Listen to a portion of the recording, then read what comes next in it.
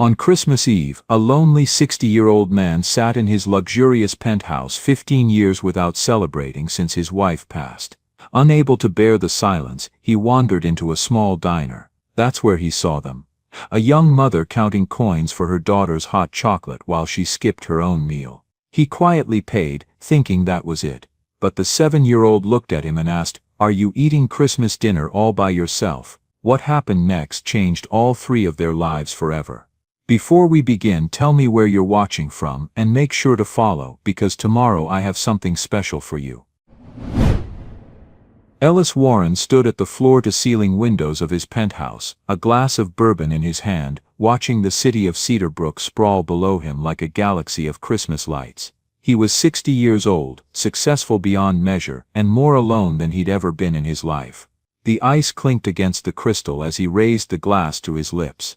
Outside, families gathered in warm living rooms. He could see them through windows across the street. Mothers setting tables, fathers carrying children on their shoulders, grandparents settling into armchairs. The whole world seemed to pulse with connection, with belonging. Everyone except him. His phone buzzed on the marble counter. Another email from the Horizon Dynamics board, even though he'd supposedly retired 6 months ago. They still treated him like he was running the company, still expected him to solve every crisis. He'd spent 35 years building that tech empire from nothing, pouring everything he had into circuits and code and quarterly reports. And what did he have to show for it? A penthouse that echoed when he walked through it. A bank account he'd never spend. A reputation that meant nothing when he came home to silence every night. The phone buzzed again. This time it was Sarah Mitchell, his old neighbor from the house he used to share with his wife. "Ellis, it's Christmas Eve, come have dinner with us. Tom's making his famous prime rib, and the grandkids are here. There's always room for one more." He typed back quickly, "Thanks, Sarah, but I'm fine, enjoy your family." The lie came easily now. He'd been telling it for 15 years. 15 years since that Christmas Eve when Margaret had driven to the store for eggnog because Ellis had forgotten to pick it up. 15 years since the drunk driver had run the red light on Main Street. 15 years since the police had knocked on his door at 11:30 at night, their faces grave, their words careful and devastating. Margaret had died on impact, they'd told him. She hadn't suffered, but Ellis had. Every single day since. He drained the bourbon and poured another, heavier this time. The penthouse suddenly felt suffocating despite its 3,000 square feet. The silence pressed against his eardrums like water pressure. He couldn't stand it anymore. Ellis grabbed his coat, a wool overcoat that cost more than most people's monthly rent, and headed for the elevator. He didn't know where he was going. He just knew he couldn't stay in that expensive tomb for another minute. The cold hit him like a slap when he stepped outside.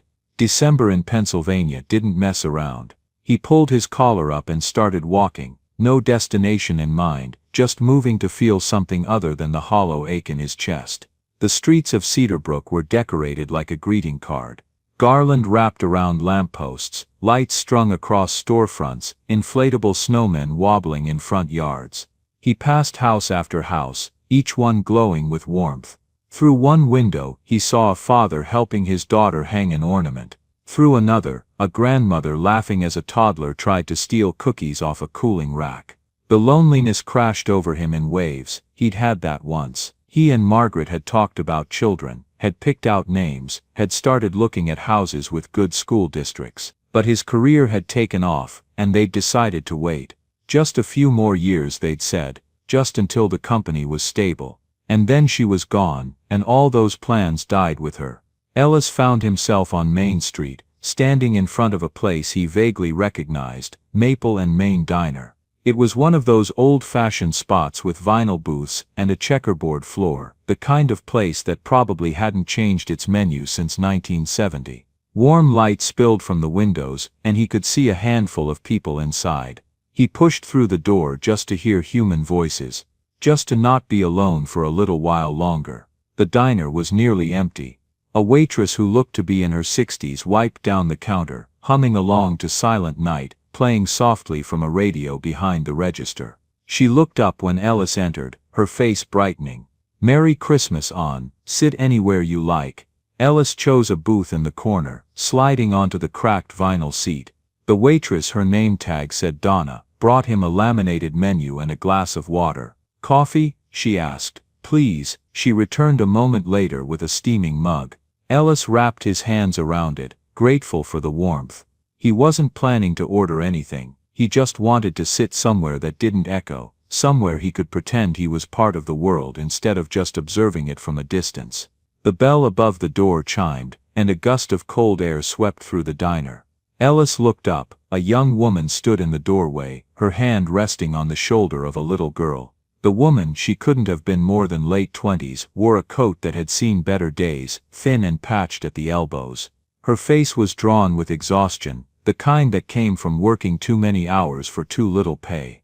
But her eyes were determined, sharp with the kind of strength Ellis recognized from his early years building Horizon. The little girl beside her was maybe 7 years old, bundled in a purple jacket that was a size too small. Her eyes went wide when she saw the Christmas lights strung across the diner's windows, and her whole face lit up like she'd just walked into Disneyland. "Mama, look, they have lights shaped like candy canes." The woman smiled, but it was tired. "I see them, baby. Come on, let's sit down." They slid into a booth 3 down from Ellis. He watched out of the corner of his eye as the woman, Maya, he heard the little girl call her, pulled out a worn wallet and began counting coins on the table. Quarters, dimes, nickels, she counted them twice, her lips moving silently, her expression growing more worried with each pass. Donna came over with her notepad. "What can I get you ladies?" Maya looked at her daughter, then back at the coins. "1 hot chocolate and 1 slice of the apple pie, please." The little girl Lily, Maya called her, looked up at her mother. "Mama, aren't you getting anything?" "I'm not hungry, sweetheart." "But you didn't eat lunch either." "I had a big breakfast." Another lie, Ellis thought. He recognized those two. Donna nodded and walked away. Lily swung her legs under the table, humming the same Christmas song that had been playing when Ellis walked in. Maya stared at the coins she'd carefully stacked, and Ellis saw her throat work as she swallowed hard. He'd seen that look before. It was the look of someone doing math in their head, trying to figure out how to make $5 stretch for 3 more days. It was the look of someone who'd skip meals so their kid could eat. It was the look of every choice Margaret had said he'd never have to make because he'd worked so hard to build something that would take care of them forever. Ellis looked away. This wasn't his business, he didn't know these people. He'd come here to escape his own loneliness, not to get tangled up in someone else's problems. But then Lily said something that stopped him cold. "Mama, do you think Santa knows we moved? I'm scared he won't find our new apartment." Maya's voice was gentle when she answered. "Baby, Santa always knows where to find good kids. You don't have to worry about that." "But what if he thinks I've been bad because I cried when Daddy left?" Ellis saw Maya's jaw tighten, saw her hand reach across the table to take her daughter's. "You weren't bad, Lily, you were sad. There's a big difference, and none of what happened with your daddy was your fault. You hear me?" "Yes, Mama." Donna returned with the hot chocolate and pie. Lily's eyes went wide again, and she picked up the fork with both hands like she was holding treasure. Maya watched her daughter with an expression Ellis recognized, love mixed with guilt, the desperate hope that this small thing might be enough to make up for everything that wasn't. Ellis stood up before he could talk himself out of it. He walked over to the counter where Donna was refilling coffee pots. "The woman and the little girl in that booth," he said quietly. "I'd like to pay for their meal, and can you bring them the full dinner menu?" "Whatever they want." Donna looked at him, then over at Maya and Lily, then back at Ellis. Her expression softened. "That's real kind of you, Ann, but don't tell them it's from me. Say it's a Christmas promotion or something. The house is treating them." "You sure?" Ellis pulled out his wallet. "I'm sure, and bring them seconds if they want. Dessert too." He handed her $200 bills. Donna's eyes widened. "This is way more than keep the rest. Merry Christmas." He started to turn back to his booth, but Donna caught his arm. "You want me to bring you anything, Ann?" Ellis shook his head. "Just the coffee's fine." But when he sat back down, he found he couldn't stop watching them. Donna went over and delivered the news about the Christmas special free dinner for families with kids, she said, her improvisation smooth as butter. Maya's first reaction was suspicion, but Lily was already bouncing in her seat, and eventually Maya's resistance crumbled. They ordered real food, chicken, mashed potatoes, vegetables. Lily talked non-stop, telling her mother about school, about her friend Emma, who had a puppy, about the Christmas pageant she'd been in last week. Maya ate slowly, like she was trying to make every bite last, and Ellis recognized that too. The way you ate when you didn't know when your next real meal would be. He was finishing his third cup of coffee when Lily suddenly turned in her seat and looked right at him. Her eyes were bright and curious. "Mister, are you eating Christmas dinner by yourself?" Ellis froze. Maya immediately started to apologize, but Ellis waved her off. "I am," he said simply. Lily's face scrunched up with concern that seemed too old for a 7-year-old. "That's really sad. Nobody should eat Christmas dinner alone." "Lily," Maya said sharply, embarrassment coloring her cheeks. "That's not polite. But it's true, Mama. Remember what you said. That Christmas is about family and being together." Ellis felt something crack in his chest. This little girl, who probably had less than anyone in this diner, was worried about him. "You're right," he said, his voice rougher than he intended. "It is sad." Lily looked at her mother, some unspoken communication passing between them, then she turned back to Ellis. "Do you want to eat with us? We have lots of food now because of the Christmas special." "Lily," I don't think Maya started. But Ellis was already standing up, his coffee cup in hand. "If you don't mind the company, I'd be honored." Maya looked like she wanted to object, but something in Ellis's face must have stopped her. Maybe she recognized the loneliness. Maybe she just didn't have the heart to say no on Christmas Eve. Either way, she nodded. "Of course, please sit down." Ellis slid into the booth across from them, and for the first time in 15 years, he didn't spend Christmas Eve alone. Donna brought Ellis a plate without him even asking, the same chicken dinner Maya and Lily were having. She gave him a knowing look as she set it down, and Ellis nodded his thanks. "So," Lily said, swinging her legs under the table again. "What's your name, mister?" "Ellis. Ellis Warren." "I'm Lily Carter, and this is my mama, Maya." She said it with the formal pride of a child who'd been taught to introduce herself properly. "It's nice to meet you both," Ellis said. Maya was studying him carefully, and he could see her taking in the expensive coat draped over the booth's edge, the watch on his wrist, the way he carried himself. She was trying to figure out if he was a threat or just a lonely old man. Ellis couldn't blame her. A single mother had to be cautious. "Are you from Cedarbrook?" she asked. "I am. Lived here most of my life." "You?" "We moved here about 6 months ago, from Pittsburgh." She didn't elaborate, and Ellis didn't push. Lily, meanwhile, had no such reservations. "We moved because Mama got a job at the hospital. She cleans the offices at night, and sometimes she helps at the bakery on 4th Street. And she does other stuff too." "Lily," Maya said gently. "What? It's true, you work really hard, Mama." "I do what I need to do," Maya said, but Ellis heard the exhaustion underneath the words. He took a bite of the chicken. It was simple food, nothing fancy, but it tasted better than the expensive meals he usually ate alone in restaurants where the waiters knew his name and his order by heart. "What about you, Mr. Warren?" Maya asked. "What do you do?" "Please, call me Ellis, and I'm mostly retired now. I used to run a tech company." "Oh," Maya's expression shifted slightly. "Horizon Dynamics." Ellis raised his eyebrows. "You've heard of it. Everyone's heard of it. You make computer chips or something. Semiconductors, processors, that sort of thing." He waved his hand dismissively. "Not very exciting dinner conversation, I'm afraid." "I think it's cool," Lily piped up. "My friend Emma's dad works with computers. He fixed our TV once when it broke." Ellis smiled despite himself. "I used to fix things like that too when I was younger. Before I spent all my time in meetings."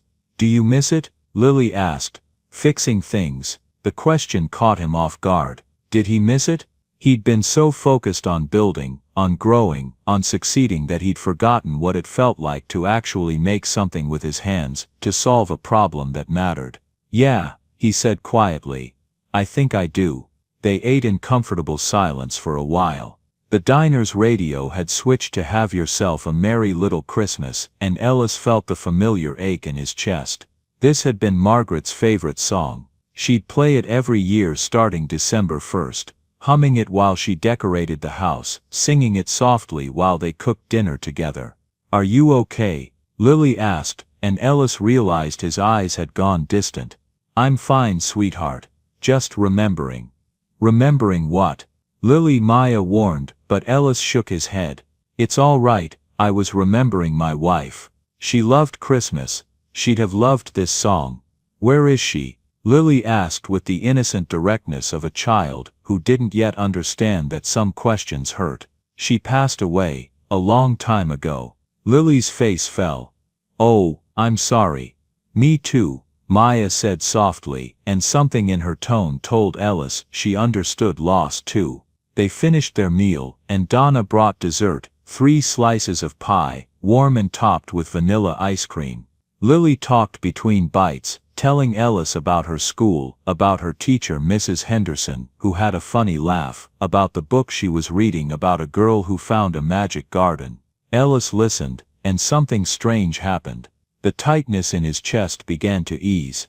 The hollow ache that had driven him out of his penthouse into the cold night started to fill with something warm. He couldn't remember the last time he'd listened to a child talk about their day, the last time he'd been part of something as simple as a shared meal. When they finished, Maya started gathering their coats. "We should get going.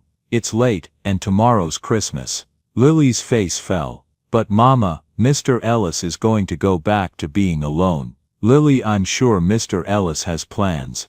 "I don't, actually," Ellis heard himself say. Maya looked at him. Surprise and something else, sympathy maybe, crossing her face. "You're going home to an empty house on Christmas Eve?" Lily asked, her voice small.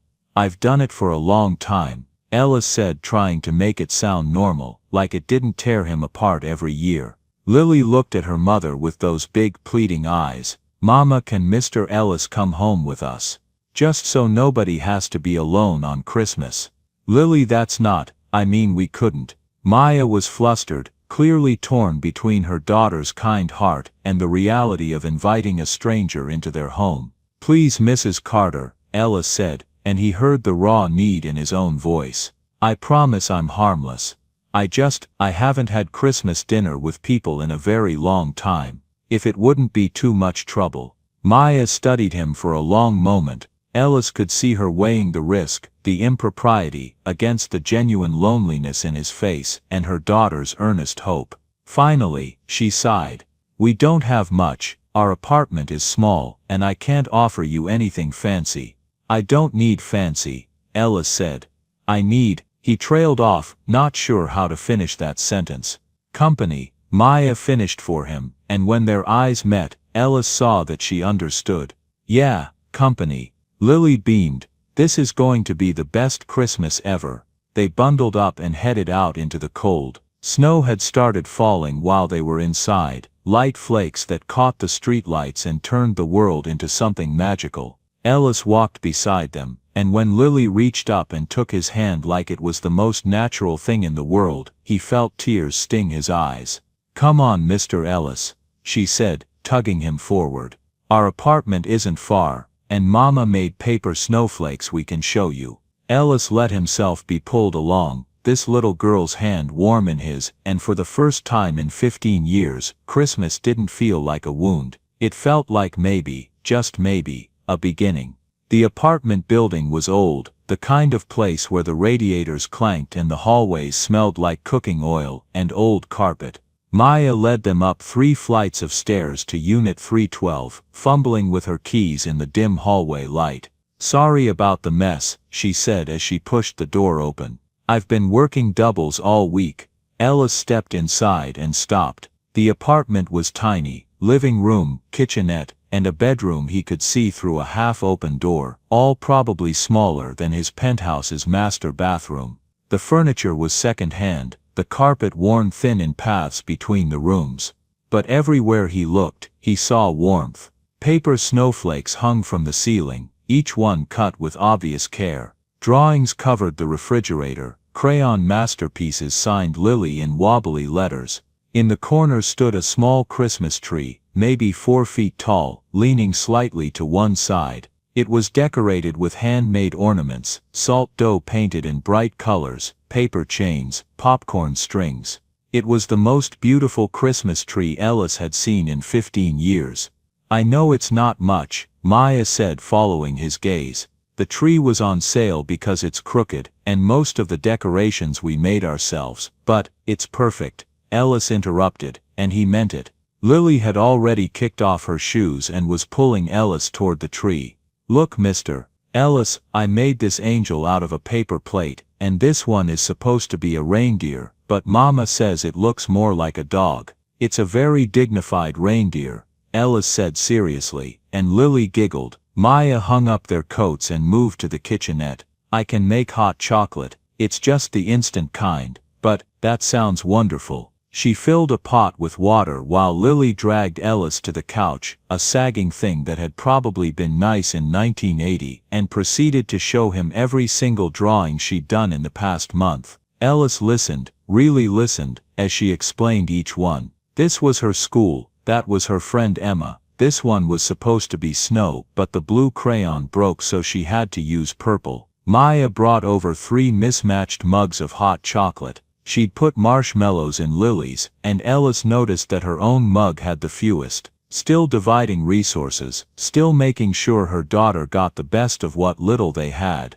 "Can we watch a Christmas movie?" Lily asked. "Baby, we don't have any Christmas movies. What about the one on Channel 7? They play the old Rudolph one every year." Maya turned on the small TV. The picture was fuzzy and the sound crackled, but Lily didn't seem to notice. She settled between her mother and Ellis on the couch, her hot chocolate clutched in both hands, completely absorbed in the stop-motion animation. Ellis felt something he hadn't felt in years. He felt like he was part of something, not performing, not maintaining an image, not filling a role, just there, present, belonging. Halfway through the movie, Lily's head started to droop. Maya smiled and brushed her daughter's hair back. "Someone's tired." "I'm not tired," Lily mumbled, even as her eyes closed. "Uh-huh. Come on, baby girl, let's get you to bed." "But the movie, I'll tell you how it ends tomorrow." Maya scooped Lily up. The little girl was already mostly asleep, and carried her to the bedroom.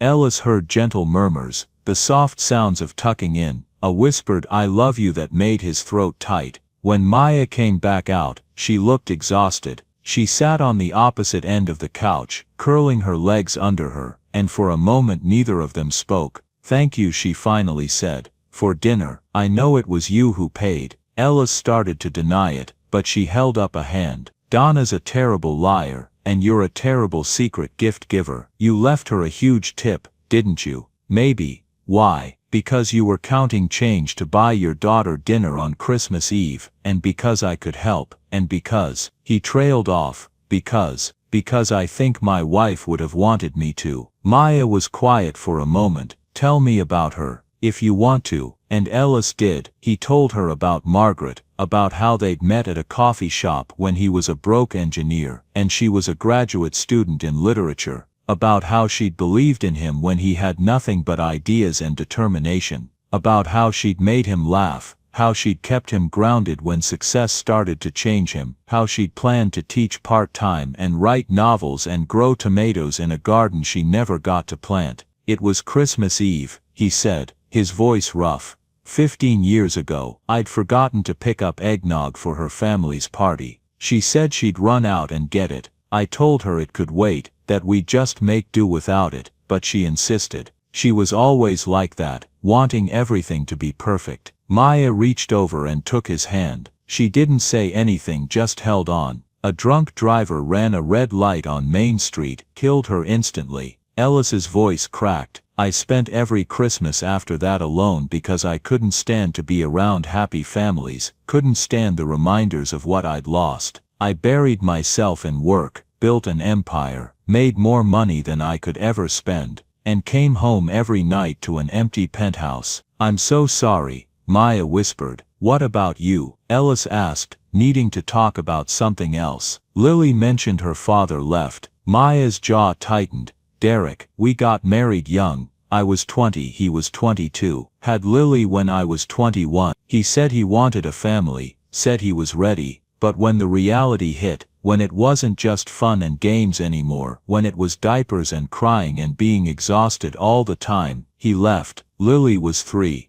Does he see her? He sends a card on her birthday sometimes. That's it. I'm sorry, she deserves better. She does, so I make sure she gets it, even if that means working 3 jobs and living in a 500 square foot apartment. She's happy. That's what matters. Ellis looked around the small space again. You've done a beautiful job. Thank you for saying that. They talked for another hour, 2 people who'd both lost something essential finding comfort in sharing their stories. When Ellis finally checked his watch, it was past midnight. I should go, he said. Let you get some sleep. You could stay, Maya said. I mean just sleep on the couch. It's Christmas, and it's late, and honestly, she paused. It's been nice, having someone to talk to, an adult conversation that isn't about work schedules and bills. Are you sure? Yeah, I'm sure. Maya brought him a pillow and a blanket that smelled like laundry detergent and home. Ellis settled onto the sagging couch, and as he closed his eyes, he heard the soft sounds of Maya moving around the apartment, checking on Lily, turning off lights. For the first time in 15 years, Ellis Warren didn't spend Christmas alone, and for the first time in 15 years, he slept through the night without waking up to an empty bed and an emptier heart. Ellis woke to the sound of something clattering in the kitchen, and a child's giggle quickly shushed. He opened his eyes to morning light, filtering through thin curtains and the smell of something burning. He sat up, his back protesting the unfamiliar sleeping arrangement, and looked toward the kitchenette. Maya stood at the stove, waving a dish towel at a smoking pan while Lily perched on a chair nearby, covering her mouth to hold in her laughter. Mama, the pancakes are black. I know they're black, baby. I'm working on it. Ellis cleared his throat, and they both jumped. Oh, you're awake, Maya said, looking embarrassed. Sorry if we woke you. I was trying to make breakfast, but apparently I'm worse at cooking than I remembered. The smoke alarm almost went off. Lily said helpfully. Ellis stood up, folding the blanket Maya had given him. Need some help? Maya looked at the smoking pan, then at him. Can you cook? I spent 10 years living alone after my wife died. I learned or I starved. In that case, yes. Please, take over before I burn the building down. Ellis moved to the stove, examining the damage. Okay, first problem, the heat's too high. Second problem, you're trying to flip them too soon. I told you, Mama, Lily said. Maya laughed, the sound light and genuine. All right, the 7-year-old and the retired tech executive both think I'm a terrible cook. Point taken. Ellis scraped the burned pancakes into the trash and started fresh. Maya found ingredients that had seen better days, flour, eggs, milk that was close to its expiration date, and Ellis worked with what she had. Lily appointed herself his sous chef, carefully measuring ingredients with intense concentration. 2 teaspoons of vanilla, right? She asked. Perfect. Now can you stir this while I get the pan ready? They worked together, the 3 of them, in the tiny kitchen. Maya made coffee in an old percolator. Lily set the table with mismatched plates and forks. Ellis flipped pancakes, making sure to give Lily the best ones, golden and perfectly round. When they sat down to eat, Ellis realized he couldn't remember the last time he'd had a meal like this. Not fancy, not expensive, just warm and simple and shared. Lily drowned her pancakes in syrup, and talked between bites about what she wanted to do that day. Watch more Christmas movies, maybe build a snowman if enough snow had fallen. Definitely eat more chocolate. You're going to make yourself sick, Maya warned, but she was smiling. Mama, it's Christmas. You can't get sick on Christmas. Pretty sure that's not how it works, baby. Ellis found himself smiling too, really smiling. Not the polite expression he wore in board meetings, but genuine amusement. He'd forgotten this feeling. The warmth of family breakfast, the chaos of a child's energy, the comfortable back and forth of people who cared about each other. After breakfast, Maya insisted on cleaning up. Ellis tried to help, but she shooed him away. You cooked. I'll clean. That's the rule. So Ellis sat on the couch with Lily, who showed him how to make paper snowflakes. His attempts were clumsy, the scissors awkward in his large hands, but Lily praised every crooked cut, like he'd created a masterpiece. "This one looks like a star," she said, holding up his third attempt. "It looks like a blob, a beautiful blob." The morning passed in a haze of simple pleasures. They watched the parade on TV, the picture still fuzzy but nobody caring. Maya made sandwiches for lunch, with the same careful rationing Ellis had noticed at the diner. Bigger portions for Lily, smaller for herself. He made a mental note. Around 2 in the afternoon, Ellis checked his phone. 17 missed calls from the Horizon board. 12 emails marked urgent. A voicemail from Sarah asking if he was okay. He looked at Lily, who was currently trying to teach him how to play Go Fish with a deck of cards missing the 3 of hearts. He looked at Maya, who was curled up in the armchair with a book she'd probably read 10 times because she couldn't afford new ones. He turned his phone off. "Mr. Ellis, it's your turn," Lily said. "Right, sorry. Do you have any 6s? Go Fish." When evening came, Ellis knew he should leave. He'd imposed enough, stayed too long, crossed too many boundaries for a stranger who'd met this family less than 24 hours ago. But when he stood up and reached for his coat, Lily's face fell. "Do you have to go? I should get back. You've been very kind to let me stay this long. Will we see you again?" The question was innocent, but Ellis heard the fear underneath it. The fear of another person leaving, another promise broken. He looked at Maya, asking permission with his eyes. She nodded slowly. "I'd like that," Ellis said. "If it's all right with your mother, can he come back next week, Mama? Please." "We'll see," Maya said. But she was looking at Ellis with something like understanding. "You're welcome anytime, Ellis, for what it's worth." Ellis put on his coat, the expensive wool feeling foreign after a day in jeans and a sweater. Lily gave him a hug at the door, her small arms wrapped around his waist.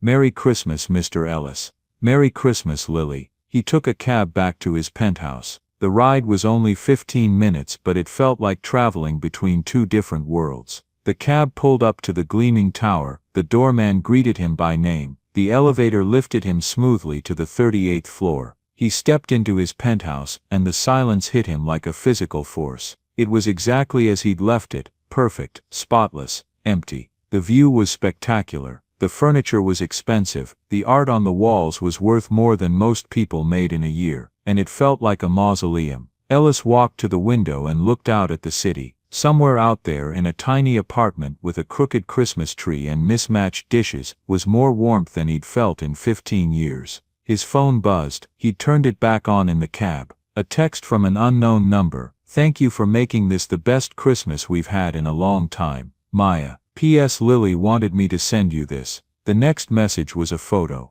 A drawing of 3 people standing in front of a lopsided Christmas tree. One tall figure in a fancy coat, one medium figure with long hair, one small figure with a big smile. Above them in Lily's careful handwriting, "Our Christmas family." Ellis saved the photo. Then he sat down on his expensive leather couch in his expensive empty penthouse, and for the second time in 2 days he cried. But this time it wasn't just from grief, it was from hope. The next week, Ellis texted Maya. Just a simple message, "How are you both doing?" Her response came an hour later. "Good. Lily asks about you every day, says we should invite you to dinner. I wouldn't want to impose. You're not imposing if you're invited. Come Thursday. Nothing fancy, just spaghetti." Ellis showed up Thursday with groceries, good pasta, fresh vegetables, garlic bread, ingredients for a real salad. Maya tried to refuse, but he insisted. "Considerate payment for your hospitality." They fell into a rhythm after that.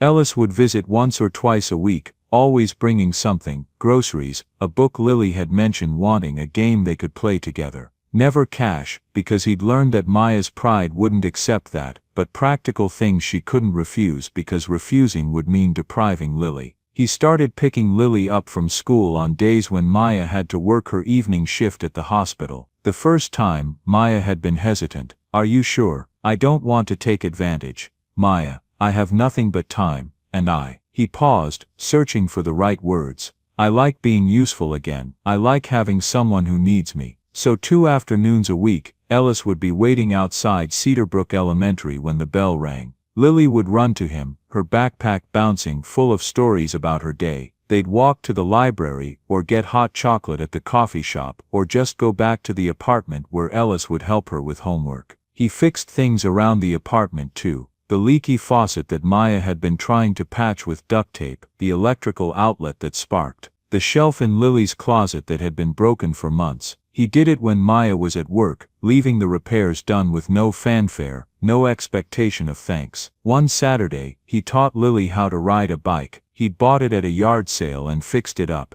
Nothing fancy, but it worked. Maya had watched from the apartment window as Ellis ran alongside Lily in the parking lot, one hand on the seat, encouraging her. "You've got it, just keep pedaling. I'm scared. I'm right here, I won't let you fall." And he didn't. Not once. That evening Sarah called him. "Ellis Warren, what has gotten into you? You've been turning down board meetings, you're smiling again, you actually answered my Christmas invitation last week. What's going on?" Ellis looked over at Lily, who was showing Maya her scraped knee from the bike practice with the pride of a battle wound. "I'm just living again, for the first time in a long time. Does this have anything to do with a certain young woman and her daughter?" Ellis sighed. "Sarah, it's not what you think." "What do I think? That it's romantic." "It's not. Maya's young enough to be my daughter, and that's not what this is. She's their—" He struggled for words. "Family," Sarah finished for him. "Their family, yeah," Ellis said quietly.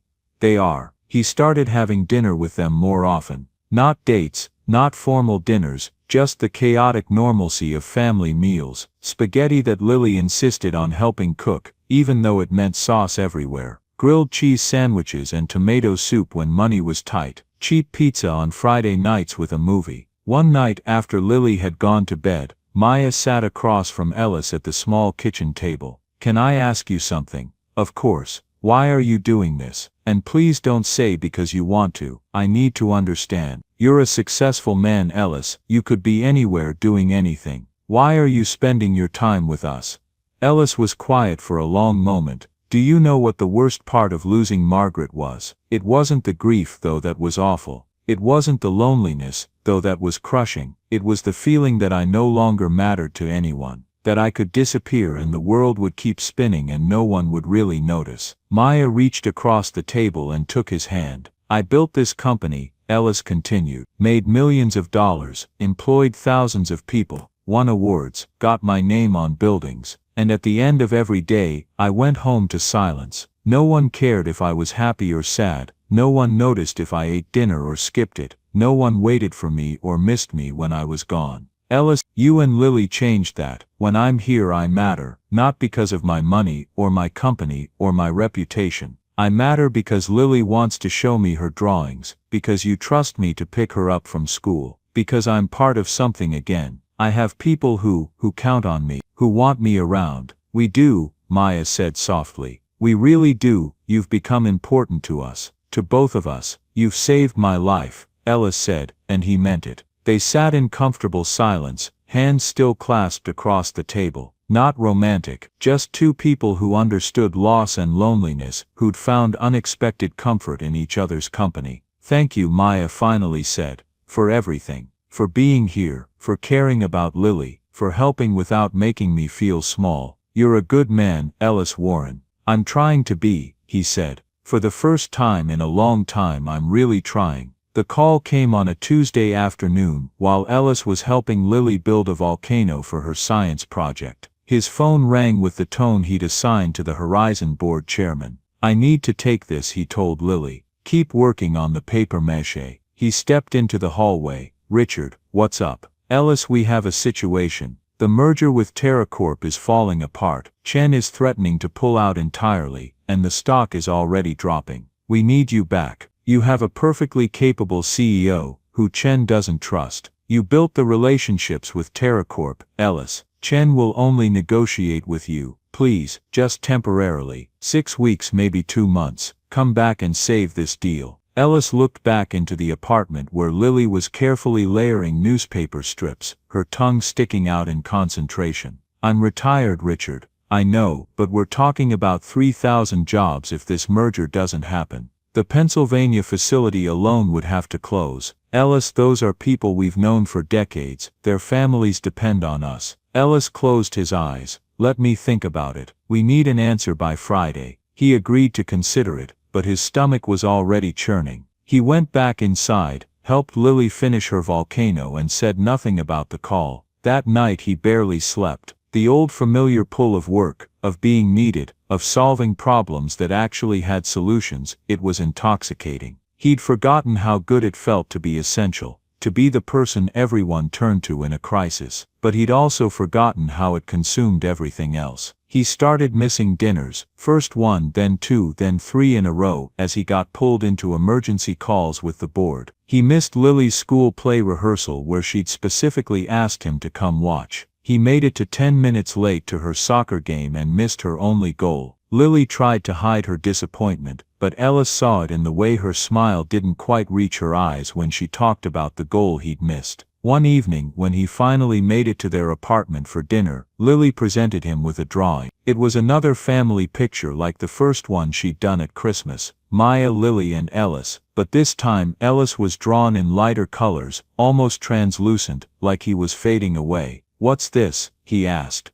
though he knew. "That's us," Lily said. "But you're getting see-through because you're not around as much." The words hit him like a punch to the gut. Later, after Lily had gone to bed, Maya made them both tea and sat down across from him. "She's not trying to make you feel guilty," Maya said carefully. "I know, she's had people leave before, Ellis. Her father promised he'd always be there, and then he wasn't. She's scared you're doing the same thing." "I'm not leaving, aren't you?" Maya's voice was gentle but firm, "because from where I'm sitting it looks a lot like you're choosing work over us. And that's okay, you don't owe us anything. You're not her father. You're not my husband, you're a friend who's been incredibly generous with your time. If you need to focus on your work, we understand, Maya, but if you're going to drift away, Ellis, I need you to do it now, while Lily's young enough to bounce back, because if you become more important to her and then you leave, it's going to break her heart, and I can't let that happen."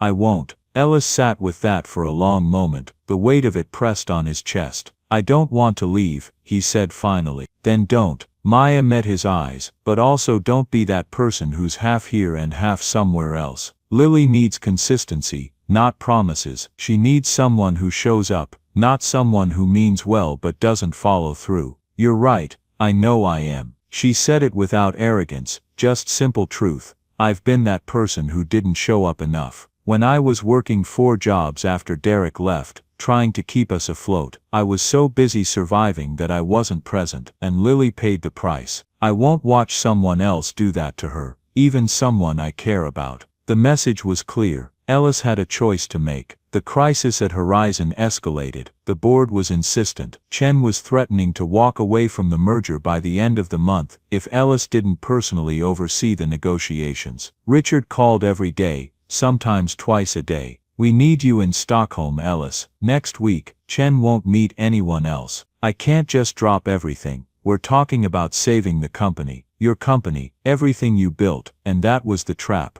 wasn't it? The thing Ellis had spent 35 years building was threatening to collapse, and they were telling him only he could save it. It was intoxicating and terrifying in equal measure. The Stockholm trip fell on the same weekend as Lily's school play. She'd been cast as Dorothy in The Wizard of Oz, and she'd been practicing her lines with Ellis for weeks. He'd actually promised, that he'd be there opening night. Maya didn't say anything when he told her about the trip. She just nodded, her face carefully neutral. "I understand, your work is important. I'll be back by closing night," Ellis said. "I promise, I'll see the Saturday show." Lily really wanted you there for opening night. She told all her friends her grandpa was coming. The word hit Ellis hard. Grandpa. When had Lily started calling him that? "I know, I'm sorry, but this is important. The company is always going to be there, Ellis." Maya's voice was quiet. "Moments like this, they only happen once." But Ellis got on the plane anyway. Old habits, old priorities, old patterns that had governed his life for so long he didn't know how to break them. Stockholm was cold and rainy, the negotiations were brutal. Chen was impossible to please, constantly finding new problems, new demands. The merger documents grew more complex by the hour. Ellis spent 3 days in windowless conference rooms, arguing over terms and percentages and contract language that all started to blur together. And then on the night of Lily's opening performance, Sarah sent him a video. Ellis was in his hotel room, exhausted, about to order room service and review another stack of documents. He almost didn't open the message, but something made him click on it. The video showed the elementary school auditorium. The curtain was up, the stage decorated like Kansas. The narrator was explaining that Dorothy was an ordinary girl who wanted more from life, and then Lily stepped onto the stage in her blue gingham dress and ruby slippers. She looked out at the audience, and Ellis saw her eyes searching, looking for him. He watched as her smile faltered,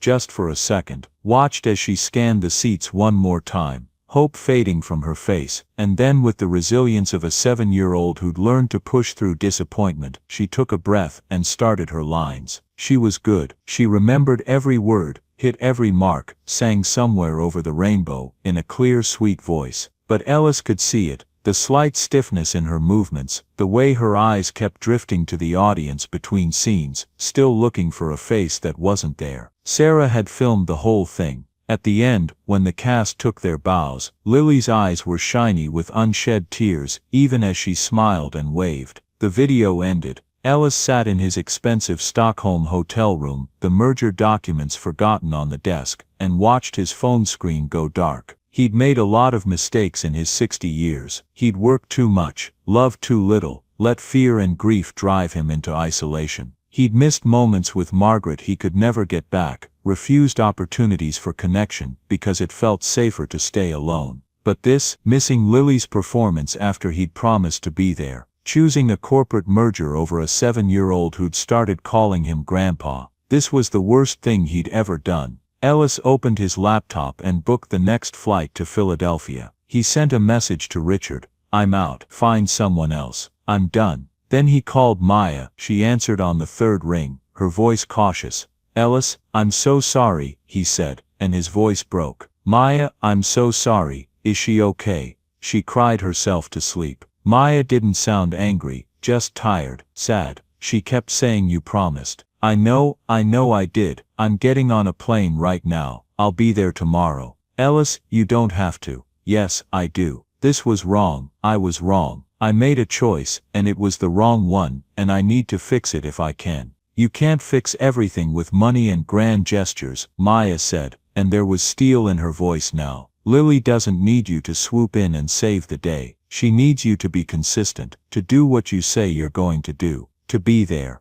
"I know. Do you? Because this isn't the first time you've chosen work over us. It's been happening for weeks. The missed dinners, the cancelled plans, the distracted attention, even when you are here. Lily sees all of it." Ellis closed his eyes. "You're right. I need you to understand something, Ellis. I let you into our lives because I thought you genuinely cared. Because Lily needed a stable male figure, and you seemed like you could be that. But if you're just going to repeat the pattern of every other man who's let her down, then I need you to walk away now. For her sake." "I'm not walking away." "Then prove it. Not with words, with actions. Show up. Be present. And if you can't do that, if the work is always going to come first, then we need to end this before Lily gets more attached." The call ended. Ellis stared at his phone, Maya's words echoing in his head. He'd spent 15 years building walls to protect himself from ever feeling loss again. And in doing so, he'd forgotten how to be present for the people who actually mattered.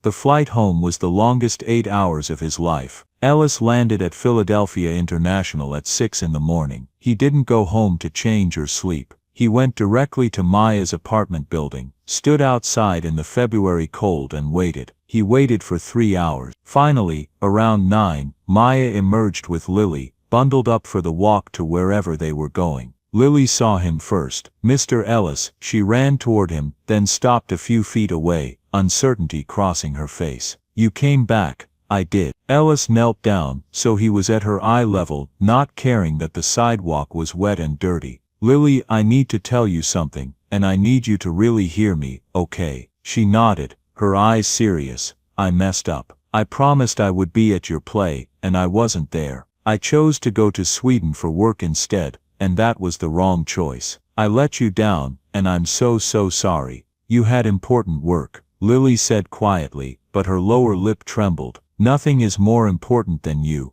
Ellis said, and he meant it with every fiber of his being. Nothing, not work, not money, not any business deal in the world. I should have been there, and I wasn't, and that's on me. Not on the work, not on anyone else. Me. A tear slid down Lily's cheek. I looked for you. I thought you'd be in the back or something, and you'd surprise me. Ellis felt his own eyes fill. I know, sweetheart. I saw the video, and I am more sorry than I know how to say. Did you see me mess up in the third scene? I almost forgot my line. You didn't mess up. You were perfect. You were the best Dorothy I've ever seen. Really, really, and I'm so angry at myself for missing it. Lily looked at her mother, then back at Ellis. Are you going to leave again, for work? No, I'm not. How do I know? It was Maya who'd taught her to ask that question, Ellis realized. Maya who'd learned the hard way that promises without proof were just empty words. Because I quit,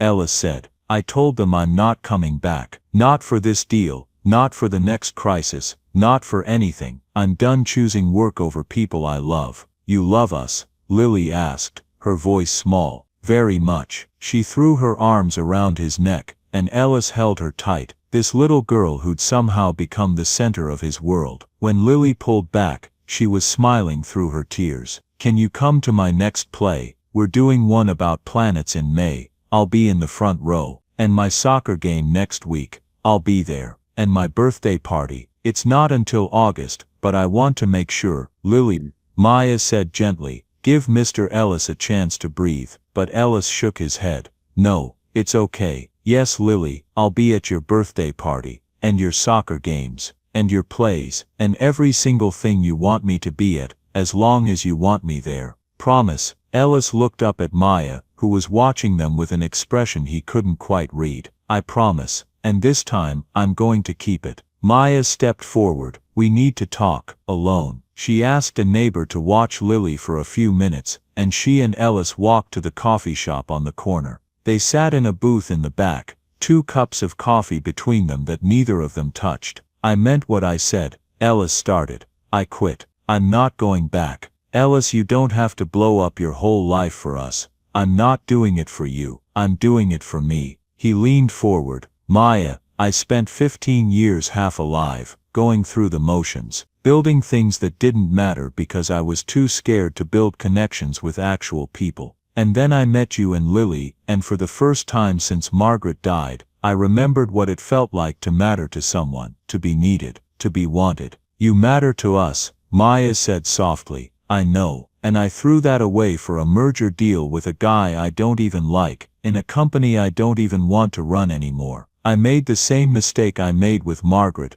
putting work first, telling myself I'd make it up later, that there would always be time. His voice cracked. But there isn't always time. Sometimes you get one chance, one opening night, one moment to show up, and if you miss it, it's gone forever. So what are you going to do? I have enough money to live 10 lifetimes. I don't need to work, but I do need to be useful. So I'm going to find something that actually matters. Volunteer work maybe, consulting for non-profits, I don't know yet, but what I do know is that from now on, my priority is being there. For you, for Lily, for the people who actually want me in their lives. Maya reached across the table and took his hand. That's a big change. I'm 60 years old. If I don't make it now, when will I? She smiled, and it was genuine. Okay, but I need you to understand something. We're not your do-over family. We're not a replacement for what you lost. We're ourselves, messy and complicated and imperfect.